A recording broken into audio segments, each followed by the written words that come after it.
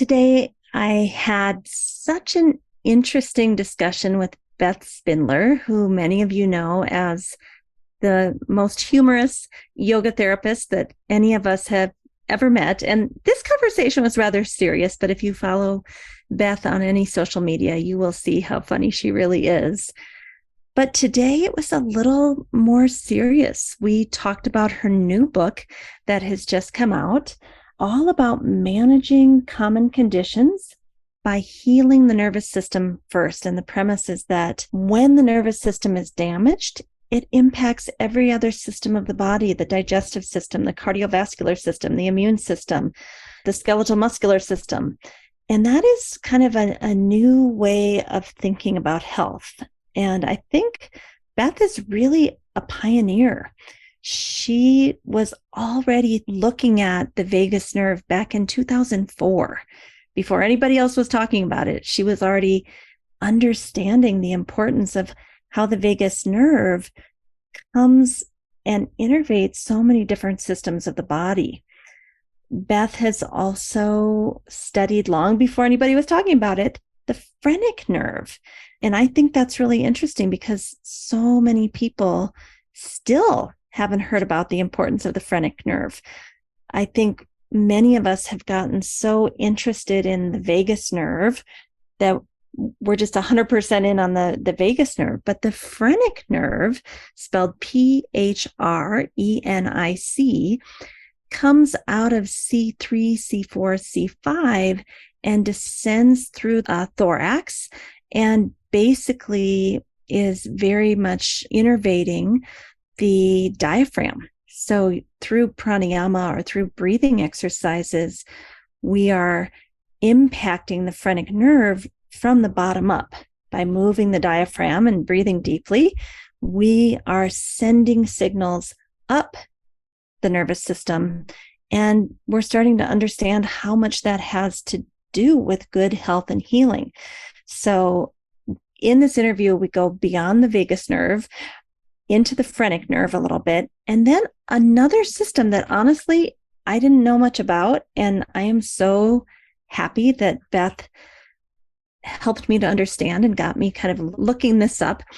It's called the glymphatic system. And basically what the glymphatic system is it's the lymph that is in your brain and your cranium. We know that the lymph system is kind of like cleaning up all the debris in the body. But had you ever thought about cleaning up the debris up around your brain and in your cerebral spinal fluid? So she talks about the glymphatic system and how important that is to mental health, and even takes us through a practice to help get things flowing again. And I would highly recommend that if you're listening to this, maybe you go to our YouTube channel, which is called Optimal State with Amy Wheeler, and look at the self-care practices that she's demonstrating in this interview, because it's kind of hard to imagine without seeing it. So you want to go to the YouTube channel, Optimal State with Amy Wheeler, and I think you'll see how we can impact that glymphatic system. So I just really enjoyed this interview because I learned some new things, and I have some new areas of research interest, which I'm sure some of you will too. And as most of us know, the message about how the autonomic nervous system impacts all of these other systems of the body is the new medicine out there. This is where we're headed. So I hope you enjoyed this interview with Beth Spindler, and I really learned new things, and I hope you do too. Welcome to the Yoga Therapy Hour. My name is Amy Wheeler, and I'm your host. The Yoga Therapy Hour is here to support you on your mental, emotional, and spiritual journey. We talk about things like nervous system regulation, spiritual connection, how to be more involved in your community, how to communicate well, how to manage your mental health. There are so many things that we are excited to share with you in Season 5 of the Yoga Therapy Hour podcast, and we hope that you will share it with your friends, family, colleagues. All right, let's get into today's episode.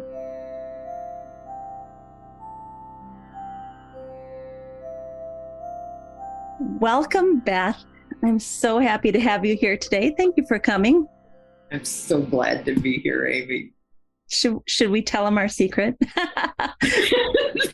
We've been struggling to tape this interview, and here we are trying again. And I think the gods are with us. It's going to work this time. Yes. Yes. Okay. So the reason I would have been so disappointed if we could not get this today is because I've been reading your new book that just is coming out called Trauma-Aware Yoga and Movement Therapeutics for Older Adults, Managing Common Conditions by Healing the Nervous System First. And that last little subtitle, Managing Common Conditions by Healing the Nervous System First, what does that mean to you? Yeah. It means that most of the conditions that we deal with when we're older have their roots in trauma. And that if we're not addressing that, complete healing is not really fully available. It's a pretty yogic concept, really, that we're working on the whole human being. But science is also saying that those conditions are based largely on the switch that was tripped, exacerbated further along the line by repeated traumas that cause those conditions to worsen. I think if we go all the way back, some of our listeners, that might be kind of a foreign idea to think something happened to me as a child or a young adult, and my nervous system, a switch flipped.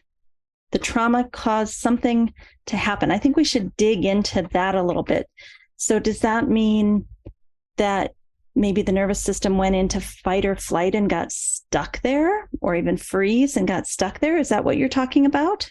Yeah, that's what happens. And we develop those patterns of survival that you're talking about. I like to think of it similar to, in the mind, it's similar to scar tissue or adhesion, that we develop these layers and layers and layers over that obstruction to being able to heal from that trauma. While we may not be consciously aware that those are causing our daily interactions or how we move or how we react to life or how we eat or how we sleep, being impacted by something that happened to us some time ago, it's still in the body.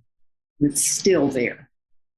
Well, there was a part of your book, I don't know if I can find it really quickly here, but you said, let me read this from page 25. It says, why trauma-aware movement for older adults? Easy answer. We've lived longer. More life experience means that there are more chances we've experienced abuse, war, dysfunctional relationships, family crisis, natural disaster, marginalization, and a host of other major stressors that qualify as traumatic events. And many of us did not seek therapy, or we didn't have counseling experiences that were ineffectual. We even had harm before much was understood about how trauma fully impacts the body-mind. Many of this generation were told not to cry and that someone else had it worse. The whole culture did not acknowledge sexual, emotional trauma. We toughened up and kept walking, and often inadvertently trained our families to do the same. When we finally address our own traumatic injuries and heal from them, we can become cycle breakers. So I think that's so true, that there's a whole generation that not only did they get stoic and just kind of deal with it, but they told their kids to do the same. Yeah, there's this glorification of soldiering on. Don't acknowledge the hurt. Yeah, dust it off, get up and keep going in the small things. But it transfers to the bigger ideas as well. Get back in there, keep going, not acknowledging the harm. It's so good when I hear parents now who are so receptive to the idea of hearing and listening and receiving and interacting with their children. about their deep hurts and shame and guilt. I don't know if you're aware of this, Beth, but there is a whole trend on TikTok of people maybe age 30 to 50 that are basically no longer talking to their parents because they feel their parents did such a terrible job raising them. And they kind of feel like, well, they didn't do a good job raising me, so I don't have to be here for them when they're older. And I think that's kind of misinformed because the 30-year-olds today may have had a very, very different life experience than their parents. And so to judge and shame their parents and disassociate from their parents, it's kind of sad to me when I think about people who are 60s, 70s, 80s that did the best they could. And granted, maybe it wasn't good enough. I'm not going to deny that, but I don't know. How do you feel about that? Yeah. And I understand both sides. I understand the anger and I understand the frustration with the lack of compassion. And my parents aren't understanding with my children. So I really don't want them to be around my kids too. There's that. But I had the very good fortune of being born to a cycle breaker. My mother was severely abused as a child and vowed to never strike one of her children. She had 6 children, so I'm one of 6, and never in our family, I don't remember raised voices. We were raised in kindness. That was my experience. But I understand that perspective of saying, if they're not going to grow with me. I think you've just hit the crux of the issue. This is what the young people on TikTok are mad about. They're saying, okay, this happened. My parents probably had it worse than I did. I could forgive that. But the fact that they're unwilling to grow together now, to try to understand, to try to listen and mutually give empathy and grow and change together. I guess that's the real crux of the issue, isn't it? I think so. And I think there has to be some movement in parents and grandparents. I think they have to understand that new thought and that there is proof that there is a better way. Maybe hardening kids off, teaching them how to be tougher by being tough on them is perhaps not the best, not societally the best modality. Yeah. So when you're working with older adults, and we're going to get into all the conditions that, are impacted by the nervous system, but do the older adults that you work with, do they recognize that they had that much trauma? I work in my scope of practice, and my scope of practice is recognizing the patterns in the body, in how they breathe, in how they are functioning in the world. And a lot of times the somatic work that we do will lead them to talk to me about something that's happened to them. But that isn't my goal. My goal is to address by the koshas. I work with the Autonomic kosha. I work with the physical body, and then we start working with the energetic work underneath that. And then we begin working with the layers of the mind.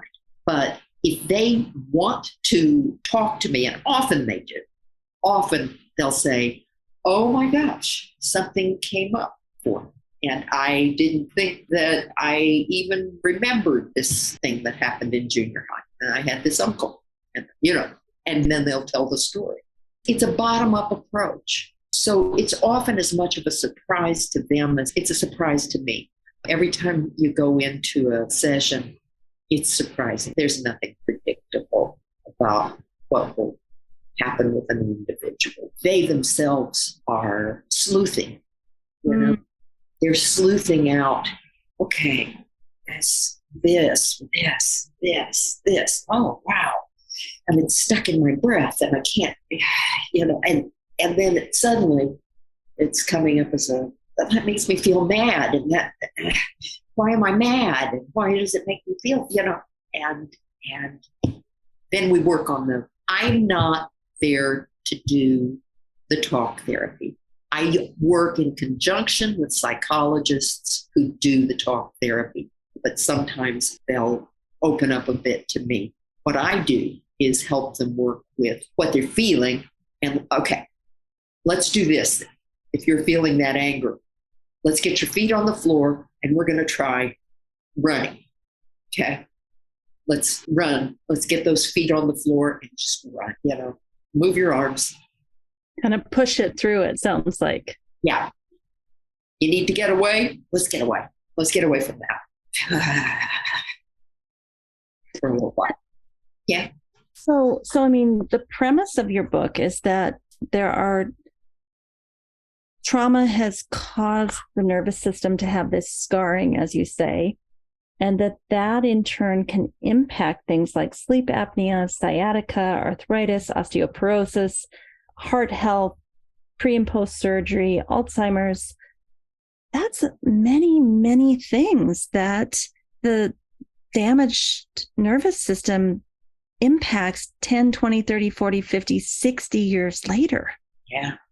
And, over those 50, 60 years, we're talking compound trauma. We're talking about loss of spouse, loss of children, going through natural disasters, going through all kinds of things that humans go through. So the trauma is compounding. It's not like it happened when you were 13. Yeah. Part of being human is that we continue to get traumatized, and defining trauma could be a big T trauma, a complex trauma, but it could also be really anything that you don't have the internal and external resources to digest and process and work through. We don't have, for some reason, we have lost that innate ability that other animals have when they're dealing with the shock of a predator attack, for instance. We don't stop and just shake and get ourselves back into our physical bodies. What we do is dissociate from our bodies. And I think that's what you mean by this bottom-up approach, that it's a somatic approach. You're not going from top down, the talk therapy to convince you and your nervous system that it's going to be okay, you're safe. It's more, I'm going to shake, march, run, breathe, move my body and therefore my nervous system as a way to kind of push the trauma, if you will, out. Is that what you're saying? It's that, it's what Bessel van der Kolk calls finding a sense of safety in your own body, which he says is the number one ticket to finding your way out of living the trauma right now, which means right brain, because right brain's always in the now. So I see one of the most essential jobs of the yoga therapist in that role is to help transfer from the right brain over to the left brain so that we are able to talk and put things into a timeline. Because the left brain has a timeline and the right does not. It's always now, always now. And that's why we feel the stressors, and the nervous system feels the stressors right now, anytime we recall the memory. And I think it's important to note, like, the latest neuroscience is really saying it's not just right brain or left brain, it's that corpus callosum down the middle about how does the right and left brain talk to one another. Yeah. So Beth, I was reading in your book and I had to go look it up immediately. It was so fascinating to me. There's something called the glymphatic system. Tell us what that is, because I honestly haven't heard very many people talking about that. And when I read about it, I was shocked, like, oh my goodness, this is so connected to yoga therapy. How come we're not discussing this? So first of all, tell us, what is the glymphatic system? Okay. Up until 2017, we didn't really know that this system existed, that there was a lymphatic system in the brain. And it takes out about 3 pounds of fluid a year. That's a lot of schmutz, right? That we want to get rid of. But what are the impediments? Poor sleep is number one, because we drain mostly at night. But we can encourage lymphatic drainage by good health habits and repositioning our heads. And there are lots of things that we do in yoga practices, not necessarily headstands. It doesn't have to be headstands, but, a lot of positional things that we can do, movements with the head that help our lymphatic drainage. And these skull plates are not rock hard. They don't just stay in one position. Like baby's fontanel, these never completely soften. So we want a somewhat malleable skull so that we have good drainage through all the little holes in the head. Yeah, the lymphatic system is enormously important. If it is not draining well, our memory is poor, our sleep is worse, we become depressed, sluggish, our energy level is just dumper. Just so I can get my head around this, because like I said, it was kind of a new concept to me. The lymph is going throughout the whole body, kind of cleaning up the debris, if you will. But we have a special type of lymph in our cranium and our brain called the lymphatic system. And so you're saying it cleans out about 3 pounds of debris a year. Waste. Yeah. Interesting. And so then I think I'm just repeating this just to make sure I heard what I think I heard. So the different things we do in yoga, like turning our head, looking up, looking down, maybe lifting and lowering our arms, is that like a pump that gets up and helps the lymph flow in the head and neck and shoulder area? Sure.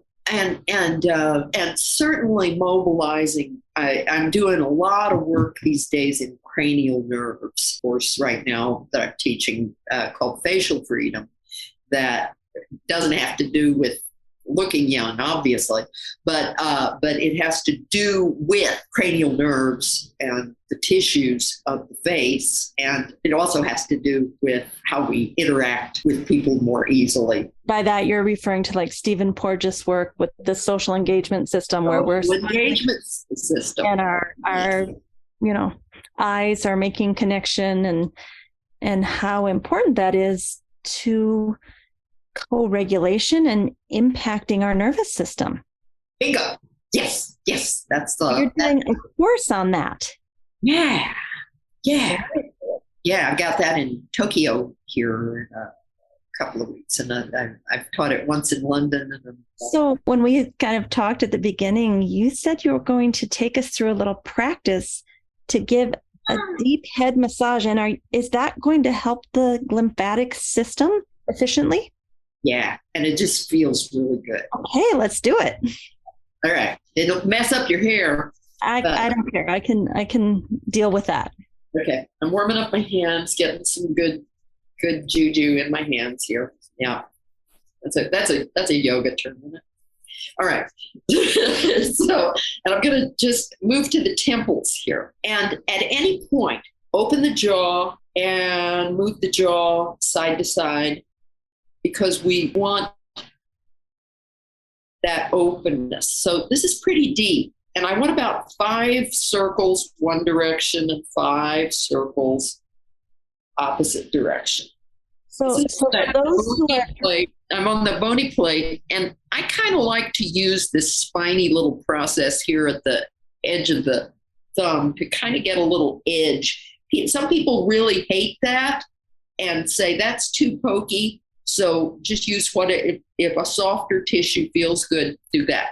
And then right above the ears. So about here, and roll around above the ears. And I like to yawn a lot because that's good for my vagus nerves. And just so the people who are listening to this, because we have a YouTube version where you can see this, but if you're just listening, we're kind of using the palm of our hand, and especially the base of the palm, to make these circles. And I would say the circles are about the size of my palm. Yeah. and then go in the other direction. So we started on the temples.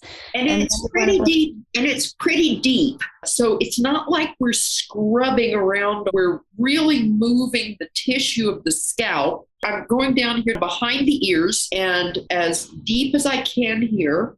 And for people who have like hands that this doesn't feel good, if you've got hands that have a lot of tightness, sometimes they like to use a tennis ball to roll around there to get good pressure. So this is making my eyes water for some reason. And then I'm going to come up here to the crown of my head, and I'm going to place my fingers alongside as though I had a center part, and place fingers of both hands alongside, and then I'm going to move the scalp around along the sagittal suture, along that center line, right up near the scalp line, all 4 fingers of each hand, and then move it back, again, about 5 circles for each of these, 5 nice deep pressure circles along those lines, and then all the way back here to our little friendly bindu back here. I always want to say the spiral back here, but my spiral isn't at that. The spiral is a weird point on the back. And I'm yawning, I'm opening my jaw and shifting. Okay, now I'm going to take it to the face proper and place a couple of fingers alongside of my nose and lean forward, and on either side of the nose, nice deep massage just alongside of the nose to really open the nostrils, 5 nice circles each direction. And then I'll do just to the inner edge of the tear duct, so I could just kind of feel the little edge of the tear duct and massage along there just with one finger. And then I'll go above the eyebrows with all maybe 3 fingers along sinus line here. But okay, so about 5 nice deep circles here. Then I'm going to tilt my head to one side. It doesn't matter which side first. And I'm going to unroll my ears, just as though I was just kind of unraveling my ears, taking the outer edges all the way around. And then I will come in here to the tragus, to the little pointy guy, a little pointy cartilage, and I'm going to take hold of the tragus, open my mouth wide, and circle the whole ear holding the tragus. I do this with my hearing patients too. I'm going to use my hand then to press my head back up. Because that feels really good. And then I'll tilt to the other side. That ear often will hear a little better after you've opened it up like that. So I'm unrolling and unrolling all the outer edges of the ear. I like to get up to the harder cartilage, a lot of nice pressure points there, and then get to the tragus and circle the whole ear and open the mouth so we get some free-flowing openness there. And then press your head up with your hand. Okay, how's that? That felt incredible. So what physiologically just happened? Because I feel so good. Yeah. Did we just kind of impact the lymphatic system? Okay. It's a really good thing to do before you go to bed, to encourage. I am just tearing. If your video is on, I am just tearing like crazy right now. And my nose is open and my ears feel wide open. And that's what we're trying to do. We're opening those channels. If we really wanted to take it even a step forward, you'd stick your tongue way out and lion's breath, open up the entire throat as well to, again, encourage everywhere that we can release some of this waste material, open it up, That is all we're doing. And as far as shifting the skull plates, it is just a healthy thing to do because our heads are neglected. They are a neglected piece of our anatomy. Kids love to do this, but I love working with my seniors doing this because it's something they do and they feel better immediately. And it's also a self-touch. Right. And I want to encourage people to go to the YouTube channel to watch this, because I think just hearing it described isn't nearly as potent as actually seeing what Beth just took us through. And I almost feel like my ears and my face, it almost feels like, don't want to say on fire because it doesn't hurt, but it's tingly. Feels more vital. I feel, like you said, like things kind of got unplugged, and maybe, I don't know, could cerebral spinal fluid even be flowing better? Sure. Open up the flow. I love to see people's color change with it. You're brighter. Your color is brighter. Yeah. We're talking about the glymphatic system and getting this lymph of the brain to flow, but I know a lot of your trauma-aware work is also focused on the vagus nerve, because the vagus nerve is innervating the heart and innervating the digestive system and innervating the lungs. So tell us a little bit about the vagus nerve and how you came. I think I read in your book, like you started reading about it in 2004, which is way before most people in yoga were thinking about the vagus nerve. Yeah, I was teaching classes on it. I think I hit Borges I believe. And I was like, this is it. This is it. This is the stuff. This is why we're doing all of these things. This is the whole reason. And I had a studio at the time, and I came in just fired up with kind of this vague vagus idea. It was vague at that point. I came in, there's this nerve in it. It's the thing. It's the deal. But it made sense. So I started playing with bizarre stimulating techniques and that kind of thing. And then I thought, no, how's this adaptable? How can I utilize this in a classroom situation? How can I utilize this in a therapeutic setting? And it became part of every class I teach. It's the underlying reason of why most people come to a yoga class, because it's impossible for people to connect with who they actually are without connecting to their parasympathetic nervous system. So smarana is connected to the vagus nerve in my way of thinking. Yeah. But how interesting. Like I said, we weren't really hearing that much about the vagus nerve. I know Stephen Porges was studying it long before any of his publications came out, but how interesting that almost 20 years ago, you came across this and kind of discovered that, wow, this is probably a big part of the mechanism of yoga and how we can heal trauma, heal the autonomic nervous system, and therefore have an impact on things like osteoporosis, arthritis, sleep apnea, Alzheimer's. I mean, back then, did you see that by healing the vagus nerve, or did you think about that it could have such an impact on so many different systems of the body? I knew it was big. I knew it was vast, and I knew it was hugely important.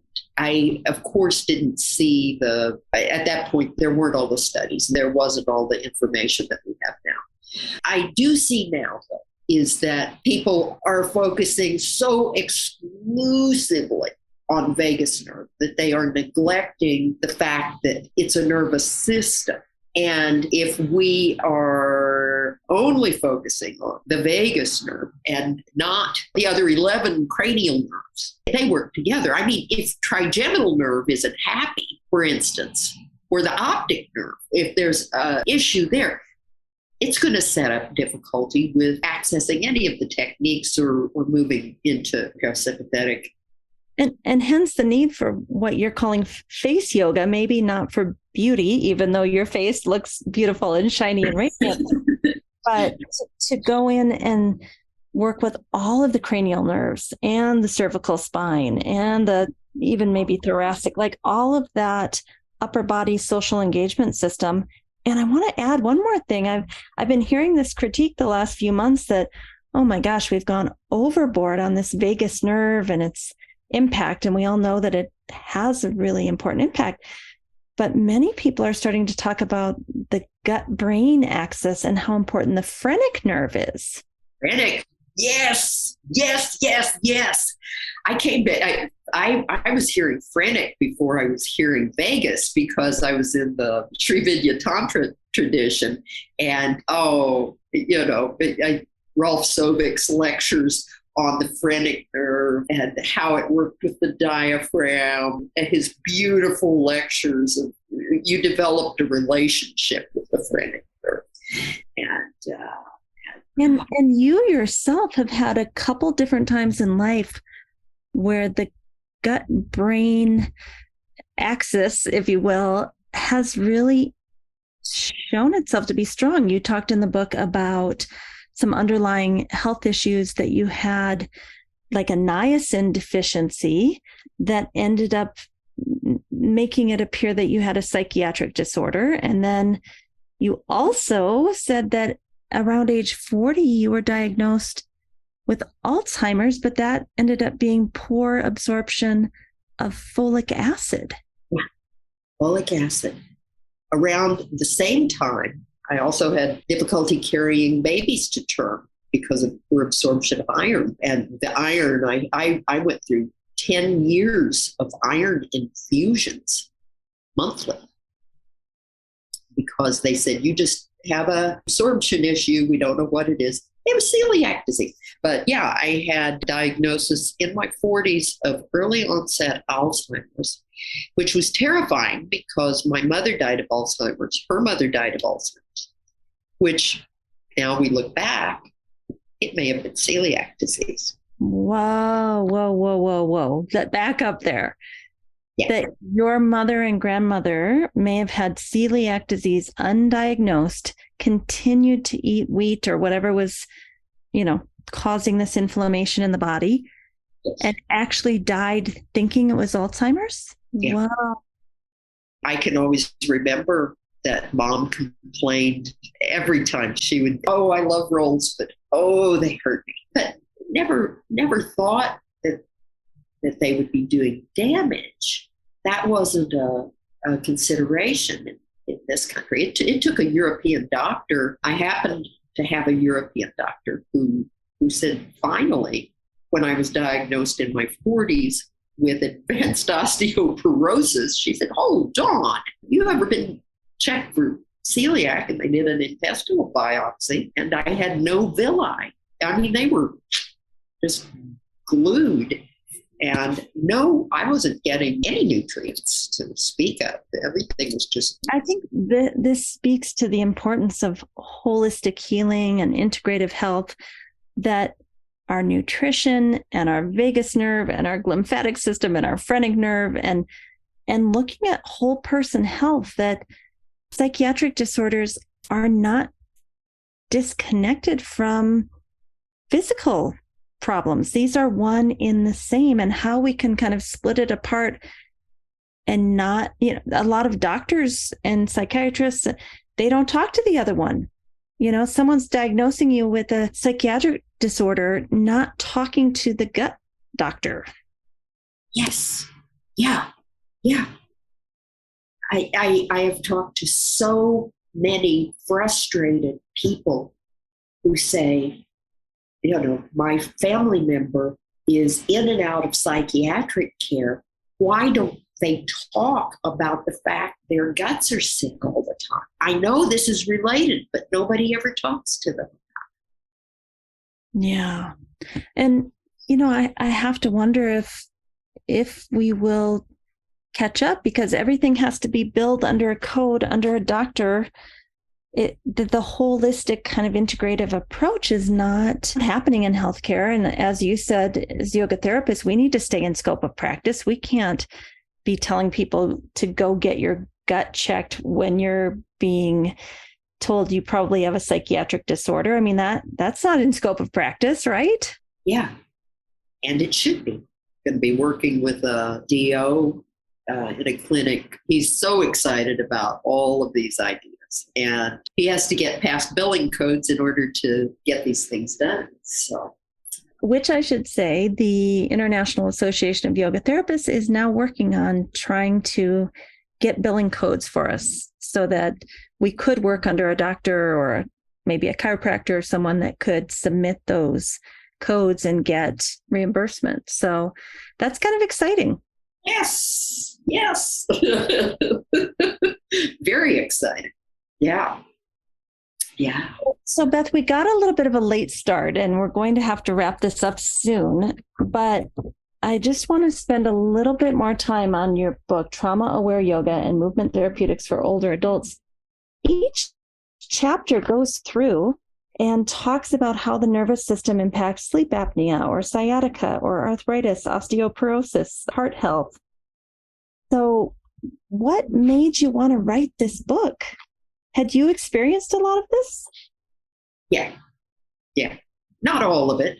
No, I don't have heart problems, but I have some genetic issues like the celiac. I also have alpha-1 antitrypsin deficiency, which is a liver condition that affects lungs, and I'm supposed to have emphysema. I don't have symptoms and some other things, but a lot of the things that I talk about in the book, I have.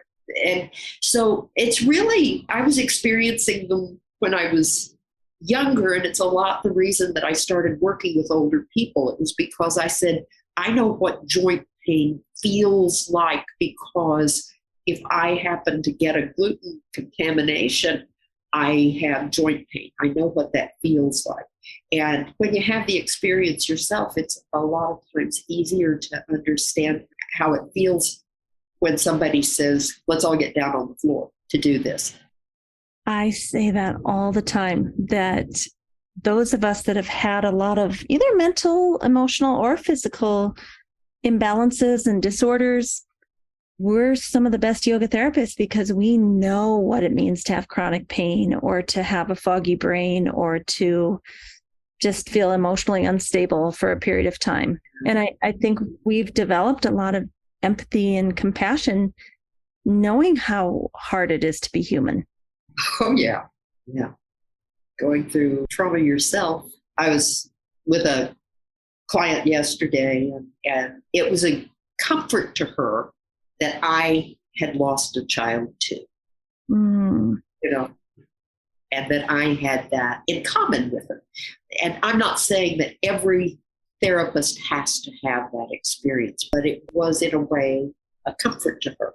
A lot of times, if you've had a family member, if you've cared for someone, very good thing to have that as part of your repertoire, Well, I want to thank you for writing this book. I think just introducing this idea that underlying trauma impacts the nervous system, which impacts a myriad of other disease pathologies later in life. It's a revolutionary idea that most people have not even considered. So I congratulate you for kind of bringing that in a very user-friendly way that pretty much anybody can read this book and have quite a few aha moments, I think.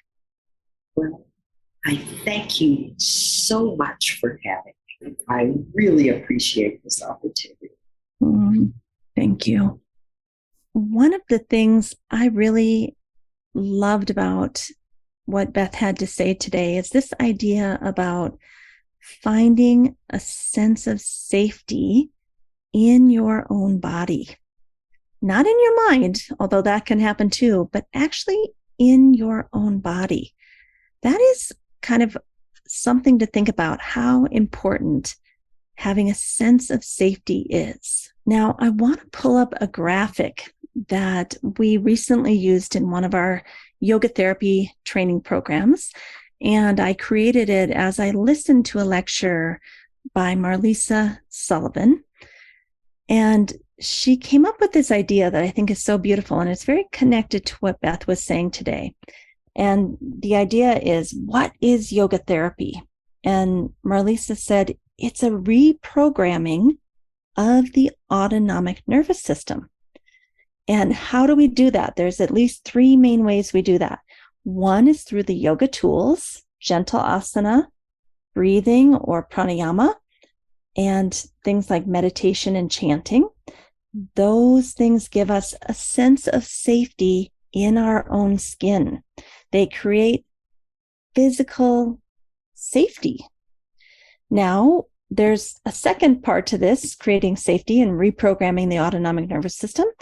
And that's all about the therapeutic alliance, that relationship we have with our clients, where we can kind of revisit these relational wounds that have caused us pain and suffering over our lives in a safe space with a stable person, and really learn how to co-regulate and get our nervous systems to feel sattvic, and hopefully have good communication, kind of relearn some of those patterns of communication. And then the third area that really reprograms the autonomic nervous system that we depend on in yoga therapy is this idea of creating lifestyle changes that bring us towards a more sattvic lifestyle. So what time do you get up in the morning? What time do you go to bed? Do you eat at regular intervals? Are you getting enough movement during the day? Do you do a yoga nidra or something to get you into a deep state of relaxation on a regular basis? So those three areas are kind of how we create that deep sense of safety in your body through yoga tools and technologies, through the therapeutic alliance, and then through lifestyle changes that lead us to a more balanced lifestyle. So I just wanted to throw that in here because I think, sometimes it almost seems like magic or a mystery how it is that yoga therapy can benefit people. And especially as Beth talked about, that getting the nervous system in balance so that it impacts all the other digestive system, cardiovascular system, lymphatic system, immune system. It's not magic. It's actually kind of common sense. And it's working through things like the vagus nerve and the phrenic nerve. So I hope you enjoyed today's podcast. It was a little different, but I personally thought it was very, very interesting. And it's given me a lot of food for thought. And now I just want to go research more about the phrenic nerve and the lymphatic system. And I'll put those words in the show notes so that you too can go do your research on this. All right. Thanks for listening. And keep in mind that we have a Yoga Nidra Facilitators course coming up starting in October 2023.